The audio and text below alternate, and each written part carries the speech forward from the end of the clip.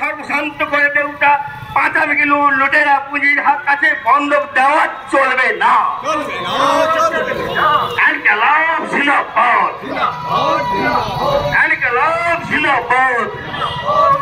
এই সীমাহীন মূল্য বৃদ্ধির বিরুদ্ধে এই সমস্ত মানুষ এক হও।